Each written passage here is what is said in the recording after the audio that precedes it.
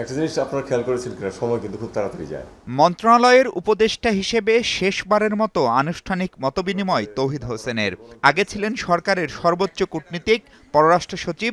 একই মন্ত্রণালয়ে এই কঠিন সময়ে মন্ত্রীর দায়িত্ব পালন করলেন অন্তর্বর্তী সরকারে। ভোটের আগে আরও ৩টি কর্মদিবস থাকলেও তৌহিদ জানালেন গণমাধ্যমের সাথে তার শেষ আলাপ।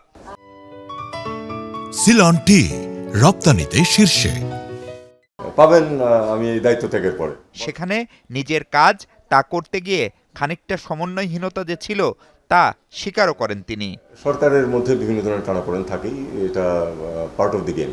কাজে এটা নিয়ে আমার মনে হয় আর বেশি কথা না বলাই ভালো। চীনের সাথে ড্রোন কারখানা তৈরি, জাপান থেকে সামরিক সরঞ্জাম কেনার চুক্তির পর ভোটের মাত্র ৩ দিন আগে যুক্তরাষ্ট্র থেকে বোয়িং কেনার চুক্তিও সই করছে বিদায়ী সরকার। এসব চুক্তি নতুন সরকারকে বিপদে ফেলবে কিনা প্রশ্ন সাংবাদিকদের।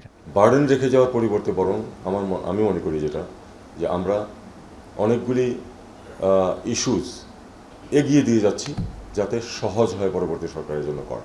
গেল ১.৫ বছরে কূটনীতিতে তলানিতে পৌঁছেছে ঢাকা দিল্লি সম্পর্ক। এ অবস্থার উত্তরণে আশাবাদী তৌহিদ হোসেন। ভারতের সাথে একটা good working relation on the basis of reciprocity and mutual interest, এটা আমরা চেয়েছিলাম সবসময়। সফল হয়েছি এটা ঠিক বলতে পারি না, কারণ অনেক ক্ষেত্রেই এটা তো অনেকটাই থমকে আছে। আবার রিলেশন স্মুদেন হওয়া, যেটাকে বলে মসৃণ একটা সম্পর্ক প্রতিষ্ঠিত হওয়া। বাংলাদেশিদের ভুয়া কাগজপত্র নিয়ে আবেদনের কারণেই ভিসা নিয়ে সবখানে সংকটও বলে জানান তিনি। চিফ অ্যাডভাইজার নিজে বলেছেন যে জালিয়াতিতে আমরা একেবারে সেরা। জানান সব দল ছাড়া নির্বাচন প্রসঙ্গে বিদেশিদের মনোভাব। আওয়ামী লীগের অংশগ্রহণের ব্যাপারে as far as I am concern, আমার সাথে যারা দেখা করতে এসেছে তারা জানতে চেয়েছে, কেউ সবাই না, কিন্তু কেউই কোনো ধরনের কোনো চাপ আমার উপর সৃষ্টি করেনি। যে গাজায় ফোর্স পাঠানোর ব্যাপারে সিদ্ধান্ত হলেও আর কোনো অগ্রগতি হয়নি। ওপেন সম্ভাবনা আছে যে বাংলাদেশ এটা অংশ হতেও পারে। সাবেক উপদেষ্টা আসিফ মাহমুদ ও মাহফুজ আলমের কূটনৈতিক পাসপোর্ট হস্তান্তরের ব্যাপারে জানা নেই বলেও দাবি করেন তিনি।